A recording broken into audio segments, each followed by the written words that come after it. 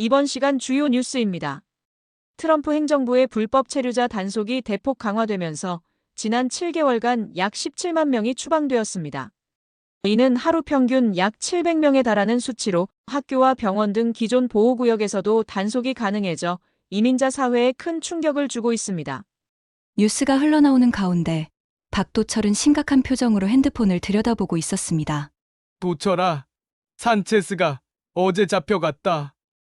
아이씨가 작업장에 들이닥쳤어. 15년을 같이 일했는데 이제 더 이상 연락도 안 돼. 산체스는 박도철이 긱드라이버를 시작할 때 이를 가르쳐준 멕시코계 동료였습니다. 새벽 5시면 어김없이 나타나서 오늘도 힘내자고 인사하던 동료가 하루아침에 사라진 것입니다. 박도철은 1998년 아내와 함께 미국에 도착했습니다. 그때 그의 나이 40이었습니다. 지금은 어느새 66세가 되었죠. 27년이라는 시간 동안 그는 단 하루도 합법적인 신분으로 살아본 적이 없었습니다. 서류 미비자, 불법 체류자, 부르는 이름은 달라도 의미는 같았습니다. 언제든 붙잡혀 추방될 수 있는 사람이라는 뜻이었습니다. 어제 갑자기 잡혀간 동료 산체스처럼 말입니다. 박도철은 거실 소파에 주저앉았습니다. 머릿속이 복잡했습니다. 산체스는 자신보다 더 오래 미국에 살았습니다. 영어도 더 잘했고 인맥도 넓었죠. 그런 산체스도 결국 잡혀간 것입니다. 여보, 무슨 일이야? 침실에서 나온 아내가 남편의 굳은 표정을 보고 걱정스런 표정으로 물었습니다. 산체스가 잡혀갔대. 아내의 얼굴이 하얗게 질렸습니다. 산체스 가족과는 가끔 교회에서 만나곤 했습니다. 아이들 둘을 키우며 열심히 살던 모범적인 가정이었습니다. 두 사람은 한동안 말이 없었습니다. 거실에서는 여전히 뉴스가 흘러나오고 있었습니다. 박도철은 리모컨으로 TV를 껐습니다. 더 이상 듣고 싶지 않았습니다. 하지만 현실은 TV를 끈다고 사라지지 않았습니다. 27년 전 그들이 미국에 온 이유는 단순했습니다. 더 나은 삶을 꿈꿨기 때문입니다. 한국에서는 IMF 외환위기로 모든 것이 불안했습니다. 미국은 기회의 땅처럼 보였죠. 하지만 현실은 달랐습니다. 언어의 벽, 문화의 차이, 그리고 무엇보다 불법 체류자라는 신분이 그들을 올감했습니다. 27년이 지난 지금까지도 마찬가지였습니다. 박도철은 휴대폰에 설치된 긱드라이버 앱을 켰습니다. 오늘도 일을 나가야 했습니다. 하지만 산체스가 잡혀갔다는 소식을 들은 후로는 나가는 것이 두려워졌습니다. 오늘은 하루 쉬는 게 어때요? 아내가 조심스럽게 물었지만 박도철은 고개를 저었습니다. 현실은 냉혹했습니다. 무서워도 나가야 했습니다. 잡혀갈 위험을 감수하고서라도 하루하루를 버텨야 했습니다. 그것이 27년 동안 그들이 살아온 방식이었죠. 박도철은 차 열쇠를 집어들었습니다. 오늘도 불안한 하루가 시작되었습니다. 박도철이 집을 나선 그 시각, 딸 유진은 노트북 앞에서 한참을 망설이고 있었습니다. 유진은 합법적인 신분으로 미국에 체류하고 있었습니다. 부모와는 달리 대학을 졸업하고 직장도 구했습니다. 하지만 부모의 불법 체류자 신분은 항상 그녀의 마음 한구석을 짓눌렀죠. 유진은 고펀드미 사이트를 한동안 바라보고 있었습니다. 키보드에 손을 올렸다가 다시 내렸습니다. 자신의 부모를 도와달라는 글을 올리고 싶었지만 동시에 부모의 불법 체류 신분을 세상에 드러내는 것이기도 했습니다. 미국의 이민 정책은 2025년 들어 급격한 변화를 겪고 있었습니다. 트럼프 행정부는 기존의 캐치 앤 릴리즈 정책을 사실상 폐기했습니다. 불법 체류자를 검거한 후 석방하던 과거와 달리 이제는 구금과 추방 중심의 집행으로 완전히 선회했습니다. 신속 추방 제도가 대폭 확대된 것이 가장 큰 변화였습니다. 기존에는 국경에서 100마일 이내, 입국 후 14일 이내 검거된 경우에만 적용되던 신속 추방이 이제는 연속 2년 미만 체류자 전반으로 전국 확대되었습니다. 망명 공포를 표명하면 1차 심사 절차를 거치지만 대부분은 이민법원의 정식 재판 없이 즉시 추방될 수 있게 되었습니다. 박도철과 아내처럼 27년간 체류한 장기 체류자들은 직접적인 신속 추방 대상은 아니었습니다. 2년을 초과해 체류했기 때문이었죠. 하지만 강화된 단속 국면에서 정식 추방 절차의 리스크는 크게 높아졌습니다. 한번 IC에 검거되면 구금 상태에서 긴 법정 다툼을 벌여야 했고 그 과정에서 추방될 가능성은 여전히 높았습니다. 유진은 한숨을 쉬며 창밖을 바라봤습니다. 평범한 로스앤젤레스의 오후였지만 그녀의 마음은 평범하지 않았습니다. 휴대폰이 울렸습니다. 한인 커뮤니티에는 신고 포상금 소식이 돌았습니다. 불법 체류자를 신고할 경우 일부 주에서 $1,000 보상 법안이 발의됐고 LA 체포 현장에서 $1,500 언급도 나왔지만 연방 차원의 공식 포상제는 확인되지 않았다는 등의 내용이었습니다. 유진은 가슴이 철렁했습니다. 포상금 제도가 실제로 시행되고 있다는 뜻이었습니다. 이웃을 잠재적인 신고자로 만드는 정책이었습니다. 같은 시각 박도철이 사는 아파트 복도에서는 이웃들이 조용히 이야기하고 있었습니다. 아내는 문 너머로 스며드는 대화를 들었습니다. 단속에 대한 이야기, 포상금에 대한 이야기들이었습니다. 27년 동안 같은 건물에서 이웃으로 지내온 사람들이 이제는 잠재적 신고자가 될 수도 있다는 현실이 그녀를 짓눌렀습니다. 아내는 창문 쪽으로 다가갔습니다. 커튼 사이로 바깥을 내다보니 평소와 다름없는 풍경이었습니다. 하지만 무언가 달라진 것 같았습니다. 지나가는 사람들이 더 조심스러워 보였고 경계하는 눈빛들이 많아진 것 같았죠. 유진은 노트북 화면을 바라봤습니다. 부모님의 상황을 설명하는 글을 어떻게 써야 할지 막막했습니다. 27년간의 불법 체류, 경제적 어려움, 그리고 지금 당면한 위기까지. 하지만 분명한 것은 상황이 점점 더 나빠지고 있다는 것이었습니다.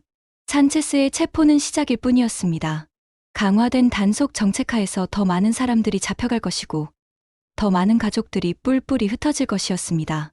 유진은 마침내 결심하고 키보드 위에 손을 올렸습니다. 천천히 첫 문장을 타이핑하기 시작했습니다. 부모를 위해서라도 이 글은 꼭 써야만 했습니다. 새벽 5시 30분, 박도철은 평소 배달을 시작하는 상업지구에 도착했습니다. 긱드라이버 앱에서 첫 호출이 떴습니다. 한인타운 근처의 식당에서 브렌트우드까지 배달하는 일이었습니다. 박도철이 주문을 받으러 상가 주차장에 도착했을 때였습니다. 평소보다 조금 일찍 도착해서 차 안에서 시간을 보내고 있던 중 라디오에서는 아침 뉴스가 흘러나오고 있었고 박도철은 커피를 마시며 하루를 시작하려 했습니다. 갑자기 검은색 SUV 2대가 주차장으로 들어왔습니다. 차에서 내린 사람들은 IC라고 적힌 조끼를 입고 있었습니다. 이민세관 단속국 IC 요원들이었습니다. 박도철의 심장이 빨라졌습니다. 요원들이 자신을 향해 오는 것은 아니었지만 그는 차 안에서 숨을 죽였습니다. 요원들의 목표는 주차장 반대편에 있었습니다. 함께 일하던 라틴계 동료가 차에서 내리고 있었습니다. 박도철은 그 순간을 생생하게 지켜봤습니다. 동료가 IC 요원들에게 둘러싸였습니다. 짧은 대화가 오갔고 곧이어 수갑이 채워졌습니다. 동료는 저항하지 않았습니다. 체념한 듯한 표정으로 요원들을 따라갔죠. 체포 과정은 10분도 걸리지 않았습니다. 하지만 박도철에게는 평생 잊을 수 없는 10분이었습니다. 그는 혼비백산에서 차를 몰고 그 자리를 벗어났습니다. 배달 주문을 취소하고 집으로 돌아가는 길에 계속 백미러를 확인했습니다. 집에 도착한 박도철의 얼굴을 보고 아내는 무슨 일인지 알 수 있었습니다. 남편은 아무 말 없이 소파에 주저앉았습니다. 2시간 만에 빈손으로 돌아온 것이었죠. 그날 이후 박도철은 트라우마에 시달렸습니다.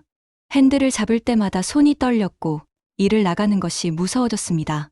아내 역시 며칠 전부터 일을 나가지 못하고 있었습니다. 한때 그녀가 일했던 식당에서 연락이 왔지만 거절했죠. 단속이 심해지면서 고용주들도 불법 체류자 고용을 꺼리게 되었고 무엇보다 집 밖으로 나가는 것 자체가 두려워졌습니다. 냉장고 문을 열어보니 거의 비어 있었습니다. 물병 몇 개와 반쪽 남은 양파 그리고 며칠 전에 사둔 라면 몇 개가 전부였습니다. 쌀도 바닥이 보이기 시작했습니다. 거실 테이블 위에는 고지서들이 쌓여 있었습니다. 전기료, 가스료, 그리고 가장 부담스러운 월세 고지서까지. 박도철은 계산기를 꺼내 남은 돈을 계산해봤습니다. 이번 달 월세를 내고 나면 정말 얼마 남지 않았습니다. 숨는 삶이 계속되었습니다.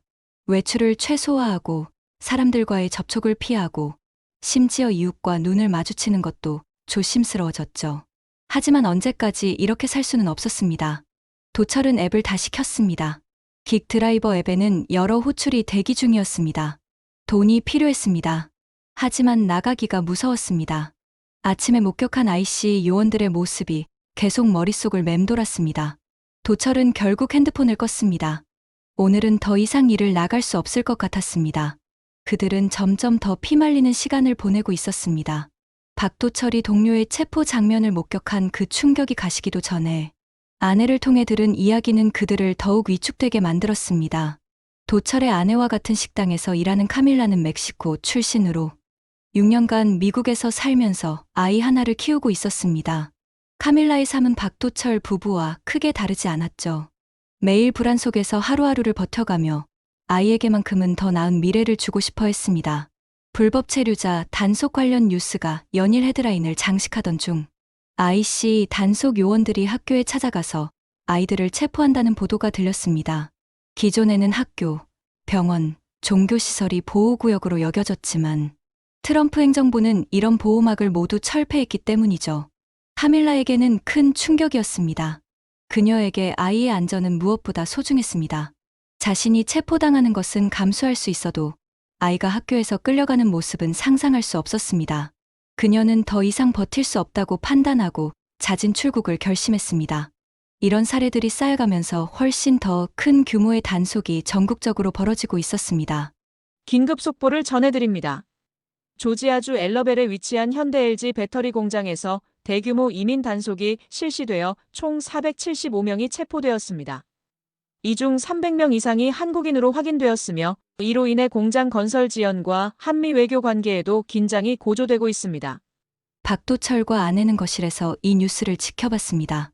화면에는 공장 앞에 세워진 IC 차량들과 연행되는 사람들의 모습이 나왔습니다. 얼굴은 가려졌지만 그들의 절망적인 몸짓은 충분히 전해졌습니다.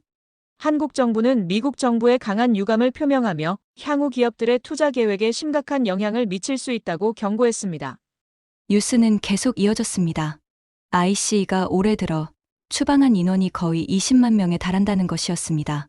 하루 평균 약 800명이 강제로 본국으로 송환되고 있다는 의미였죠. 뉴스 앵커는 계속해서 정부의 정책 변화를 설명했습니다.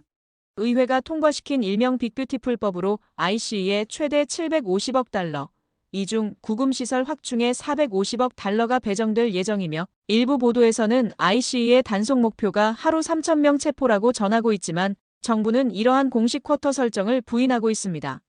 이 모든 숫자들이 박도철과 아내에게는 직접적인 위협으로 다가왔습니다.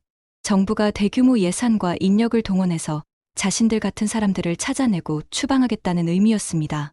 아내는 창문 옆에서 바깥을 내다봤습니다. 커튼 사이로 보이는 거리는 평소와 같아 보였지만 모든 것이 달라 보였습니다. 지나가는 차마다, 걸어가는 사람마다, 심지어 이웃들마저 잠재적 위협으로 느껴졌죠. 박도철은 휴대폰을 확인했습니다. 한인 커뮤니티 단톡방에는 새로운 메시지들이 계속 올라오고 있었습니다. 누가 체포되었다는 소식, 어느 지역이 위험하다는 정보, 자진 출국에 대한 문의들이 끊이지 않았습니다. 자진 출국하면 항공료 지원하고 $1,000도 준다던데. 정말인가요? CBP 홈 앱 써보신 분 있어요? 이런 상황에서 어떻게 해야 할까요? 메시지들은 절망과 혼란을 그대로 드러냈습니다. 수십 년을 미국에서 살아온 사람들이 하루아침에 떠날 준비를 해야 하는 상황이었습니다. 매일 아침 뉴스를 켤 때마다 새로운 단속 소식이 들려왔습니다. 체포된 인원수, 추방된 사람들의 국적, 단속이 이뤄진 장소들이 구체적인 숫자와 함께 보도되었습니다. 박도철은 자신이 목격한 장면을 다시 떠올렸습니다. 동료가 연행되는 모습, 체념한 듯한 표정, 저항하지 않던 모습, 그 모든 것이 이제는 전국적으로 벌어지고 있는 거대한 흐름의 일부라는 것을 깨달았습니다. 공포가 전염되고 있었습니다. 그리고 그 공포는 이제 통계적 근거를 가지고 있었죠. 그날 저녁, 박도철과 아내는 거실 식탁에 마주 앉았습니다. 테이블 위에는 고지서들이 가지런히 놓여 있었습니다. 전기료 고지서 위에는 빨간 글씨로 연체, 도장이 찍혀 있었고 가스료 고지서도 마찬가지였습니다. 가장 두꺼운 봉투는 월세 고지서였습니다. 박도철이 봉투를 열어보니 안에는 작은 메모지가 하나 더 들어있었습니다. 집주인이 손으로 쓴 글씨였죠. 3일 후까지 월세를 내지 않으면 퇴거 절차에 들어간다는 내용이었습니다. 박도철은 계산기를 꺼냈습니다. 은행 잔고에서 이번 달 월세를 빼고 전기료와 가스료를 빼고 최소한의 생활비를 빼고 나니 정말 얼마 남지 않았습니다. 다음 달 월세는 어떻게 마련해야 할지 막막했습니다. 더 큰 문제는 수입이었습니다. 박도철은 지난 일주일 동안 제대로 일을 나가지 못했습니다. 동료가 잡혀간 걸 목격한 후로는 차를 몰고 나가는 것 자체가 무서워졌기 때문이죠.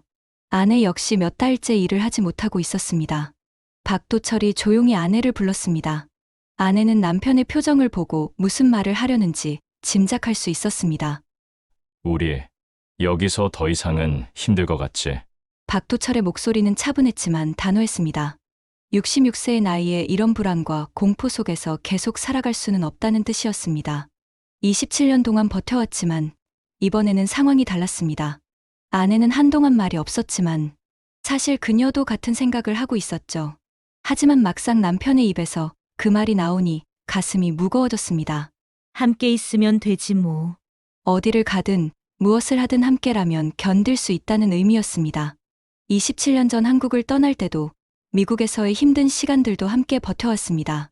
박도철은 휴대폰을 꺼냈습니다. 한인 커뮤니티에서 자주 언급되던 정부 프로그램에 대해 검색해봤습니다. 자진 출국을 유도하는 프로그램이 실제로 존재했습니다. 트럼프 행정부의 국토안보부에서 시행하는 CBP Home이라는 앱이었습니다. 이전 정부에서는 CBP-1이라는 이름으로 합법적인 입국 신청을 위한 앱이었는데 이제는 자진 출국을 돕는 도구로 용도가 바뀌었습니다. 박도철이 찾은 정보에 따르면 이 프로그램을 통해 자진 출국하면 몇 가지 혜택이 있었습니다. 우선 본국으로 돌아가는 항공료를 정부에서 지원해줬습니다. 더불어 $1,000의 현금 지원도 받을 수 있었죠. 만약 단속에 걸려 강제 추방당하면 벌금을 내야 했습니다. 또한 향후 미국 재입국이 사실상 불가능해졌습니다. 하지만 자진 출국의 경우에는 벌금도 면제되고 나중에 합법적인 방법으로 미국에 다시 올 수 있는 길도 열려 있다고 했습니다. 물론 현실적으로 그들의 나이에 다시 미국에 올 가능성은 희박했습니다. 하지만 최소한 범죄자 취급을 받지 않고 품위를 지키며 떠날 수 있다는 점은 중요했습니다. 박도철은 더 많은 정보를 찾아봤습니다.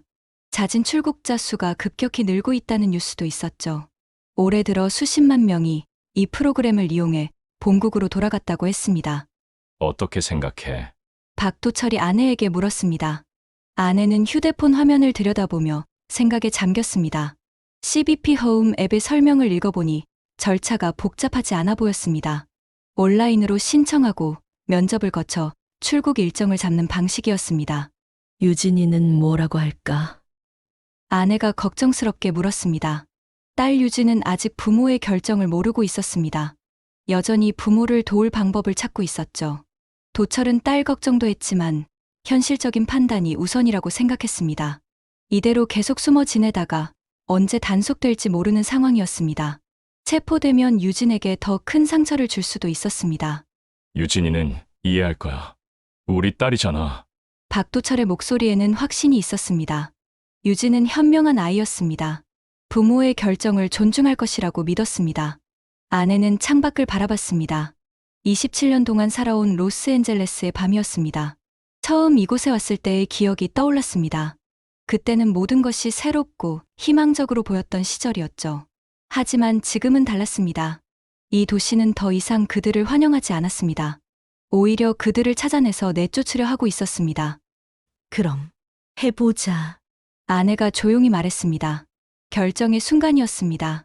도철이 CBP Home 앱을 다운로드하자 회원 가입 화면이 나타났습니다. 개인 정보를 입력하고 체류 상황을 선택하고 자진 출국 의사를 표명하는 절차였습니다. 손가락이 떨렸습니다. 이 버튼을 누르는 순간 27년간의 미국 생활이 끝나는 것이었죠. 동시에 새로운 시작이기도 했습니다. 박도철은 아내의 손을 잡았습니다. 부부는 서로를 바라보며 고개를 끄덕였습니다. 함께 내린 결정이었습니다. 화면에 신청 버튼을 누르자 몇 초 후 확인 메시지가 나타났습니다. 귀하의 자진 출국 신청이 접수되었습니다. 담당자가 연락드릴 예정입니다. 그 순간 두 사람은 이상한 감정을 느꼈습니다. 두려움과 안도감이 동시에 밀려왔죠. 불확실한 미래에 대한 불안과 더 이상 숨어 살지 않아도 된다는 해방감이 뒤섞였습니다. 연락이 온 것은 신청 후 사흘째 되던 날이었습니다. 담당 직원과의 전화 면접에서 출국 일정이 확정되었습니다. 2주 후였습니다. 27년 동안 쌓인 미국에서의 삶을 2주 안에 정리해야 한다는 것이었죠. 박도철은 오래된 캐리어 2개를 꺼냈습니다. 1998년 한국에서 가져온 바로 그 캐리어들이었습니다.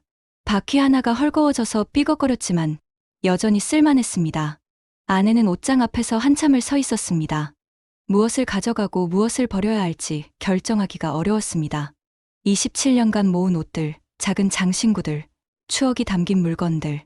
하지만 모든 것을 가져갈 수는 없었습니다. 캐리어에 옷을 넣을 때마다 나는 바스악 소리, 지퍼를 잠그는 소리가 집 안에 울려 퍼졌습니다. 그 소리들은 마치 이별의 전주곡 같았죠. 유진은 부모의 결정을 듣고 한동안 말을 잇지 못했습니다. 고펀드미 페이지에 쓴 글은 결국 올리지 못한 채 저장만 해둔 상태였습니다. 사실 이제 그 글도 필요 없어졌죠. 정말 가시는 거예요? 유진의 목소리가 떨렸습니다. 머리로는 부모의 결정을 이해했지만 마음으로는 받아들이기 어려웠죠. 도철은 딸을 바라봤습니다. 유진은 이미 자신만의 삶을 가지고 있었습니다. 합법적인 신분, 안정적인 직장, 미국에서의 미래. 부모와는 다른 길을 가고 있었습니다. 너는 여기 남아서 잘 살아야 한다. 아버지는 일부러 더 단호하게 말했습니다. 딸만큼은 자신들과 같은 길을 걷지 않기를 바랬으니까요. 이제 한인회에 전화를 걸어야 했습니다. 잦은 출국 절차에 도움을 받을 수 있다고 들었기 때문이죠. 박도철은 몇 번이나 전화 걸기를 망설였습니다. 막상 전화를 걸기가 어려웠습니다. 마침내 전화를 건 것은 아내였습니다. 한인회 직원은 친절하게 요즘 이런 문의가 많이 온다면서 필요한 서류와 절차를 자세히 안내해줬습니다. 현재 미국 정부는 프로젝트 홈커밍 프로그램을 통해 불법 체류자들의 자발적인 출국을 독려하고 있으며 CBP 홈 앱 활용을 적극 권장하고 있다고 덧붙였습니다. 그들만의 일이 아니라는 것을 실감했습니다. 전국적으로 수많은 사람들이 같은 결정을 내리고 있었던 거였죠. 박도철은 긱 드라이버 앱을 삭제했습니다. 더 이상 필요 없었습니다. 27년 동안 쌓아온 연락처들을 하나씩 지워갔습니다. 아내는 이웃들에게 인사를 해야 한다고 생각했지만 결국 하지 않았습니다. 무슨 말을 해야 할지 알 수 없었기 때문이죠. 집 안의 가구들은 그대로 두고 가기로 했습니다. 다행히 집주인이 맡아서 처리해주기로 했죠. 오래 사용한 소파, 식탁, 침대. 모든 것이 추억이었지만 가져갈 수는 없었습니다. 마지막 밤, 박도철과 아내는 거실에 앉아 있었습니다. 텅 빈 벽면, 포장된 짐들, 내일이면 떠날, 정든 집. 우리 후회하지 않을까? 아내가 물었습니다. 도철은 대답 대신 아내의 손을 꼭 잡아주었습니다. 내일은 27년 만에 그들의 아메리칸 드림의 마침표를 찍는 날이 될 것입니다. 로스앤젤레스 국제공항 터미널 게이트. 박도철과 아내는 대한항공 창가 쪽 좌석에 앉아 있었습니다. 정부에서 제공한 항공료로 예약된 이코노미 좌석이었죠. 유진은 게이트 앞에서 부모를 배웅하고 있었습니다. 보안 검색대를 통과한 후부터는 함께 있을 수 없었습니다. 유리창 너머로 손을 흔드는 딸의 모습이 점점 작아 보였습니다. 공항의 모든 소음이 사라지는 것 같았습니다. 승객들의 대화 소리, 항공기 엔진음, 안내방송까지. 박도철에게는 자신의 심장 소리와 아내의 작은 한숨 소리만 들렸습니다. 아내는 기내 잡지를 펼쳐들었지만 글자가 눈에 들어오지 않았죠. 27년간 살았던 로스앤젤레스의 기억들이 파노라마처럼 스쳐 지나갔습니다. 처음 도착했던 날, 첫 직장을 구하던 날, 유진이 학교에 입학하던 날, 박도철은 창밖을 바라봤습니다. 활주로 너머로 LA 시내의 스카이라인이 보였고 저 멀리 한인타운 방향도 보였습니다. 그들이 27년간 숨어 지냈던 그곳이었습니다. 승객 여러분, 잠시 후 출발하겠습니다. 기장의 안내방송이 한국어와 영어로 번갈아 나왔습니다. 박도철과 아내에게는 두 언어 모두 익숙했지만 이제 한국어만 들어야 하는 시간이 올 것이었습니다. 항공기가 움직이기 시작했습니다. 활주로를 향해 천천히 이동하는 동안 두 사람은 말이 없었습니다. 할 말이 없었던 것이 아니라 말로 표현할 수 없는 감정들이 너무 많았습니다. 이륙 직전 박도철은 아내의 손을 잡았습니다. 부인의 손은 차갑고 작았습니다. 27년 전에도 지금도 변하지 않은 것이 있다면 이 손의 온기였습니다. 항공기가 하늘로 치솟았습니다. 창밖으로 LA의 전경이 점점 작아졌습니다. 고속도로의 불빛들, 빌딩들, 그리고 그들이 살았던 작은 아파트가 있을 어딘가. 뒤돌아볼 수 없었습니다. 그들의 등 뒤에는 27년의 미국이 있었기 때문이죠. 그 모든 시간이 지금 발 아래로 멀어지고 있었습니다. 박도철은 눈을 감았습니다. 아내도 마찬가지였습니다. 태평양을 건너 한국으로 향하는 길. 14시간의 비행이 시작되었습니다. 두 사람에게 이 비행기는 단순한 교통수단이 아니었습니다. 과거와 미래를 연결하는 다리였죠. 27년간의 미국 생활과 앞으로 시작될 한국 생활 사이의 교두보였습니다.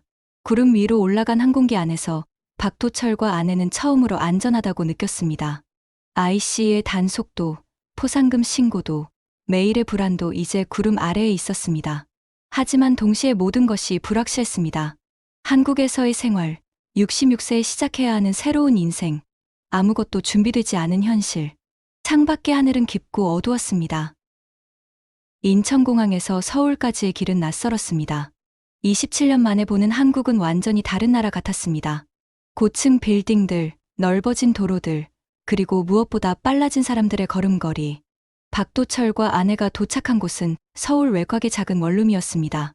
정부 지원으로 한 달간 임시 거주할 수 있는 곳이었습니다. 방 하나, 화장실 하나, 작은 부엌이 전부였죠. 새벽 5시, 보일러가 돌아가는 소리에 박도철이 잠에서 깼습니다. LA에서는 들어본 적 없는 소리였습니다. 창밖으로는 차가운 공기가 스며들었습니다. 현실은 냉혹했습니다.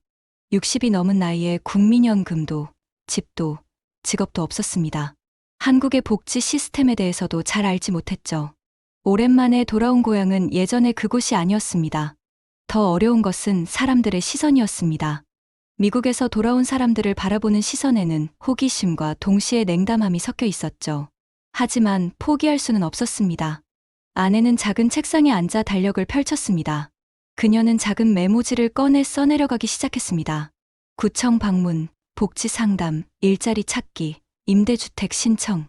하나하나가 새로운 시작을 위한 발걸음이었습니다. 박도철은 옷장 깊숙한 곳에서 운전장갑을 꺼냈습니다. 27년간 LA에서 긱 드라이버를 하며 썼던 그 장갑이었습니다. 손때가 묻고해진 가죽 장갑이었지만 그에게는 소중한 물건이었습니다. 그는 장갑을 천천히 접어 서랍 깊숙이 넣었습니다. 과거를 묻는다는 의미가 아니었습니다. 끝이 아닌 새로운 시작을 의미했죠. 창밖으로는 새벽이 밝아오고 있었습니다. 낯선 하늘이었지만 동시에 그들이 태어난 땅의 하늘이기도 했습니다. 아내가 달력에 적은 메모들을 다시 보며 말했습니다. 하나씩 해보자. 박도철이 고개를 끄덕였습니다. 새로 시작하기에는 늦은 나이일 수도 있습니다. 하지만 늦었다고 해서 시작하지 않을 이유는 없었습니다. 이민의 성공은 머문 시간이 아니라 합법적이고 안정된 자리를 찾느냐에 달려 있습니다. 박도철과 아내는 27년간 미국에 머물렀지만 진정한 자리를 찾지는 못했습니다. 항상 불안하고 항상 숨어야 했으며 항상 언제든 쫓겨날 수 있는 사람들이었습니다. 하지만 희망은 무너진 자리에서도 다시 세우려는 의지에서 시작됩니다. 그들은 미국에서의 27년을 실패로 여기지 않았습니다. 그 시간들이 있었기에 지금의 선택도 가능했습니다. 아침이 밝아오고 있습니다. 그들의 인생에도 또 다른 행복이 기다리고 있길 바랍니다. 오늘 이야기는 어떠셨나요? 여러분의 생각이 정말 궁금해요. 댓글로 알려주세요. 구독과 좋아요는 컨텐츠 제작에 큰 힘이 되는 거 아시죠? 오늘도 함께해 주셔서 진심으로 감사합니다. 따뜻한 인생 스토리였습니다.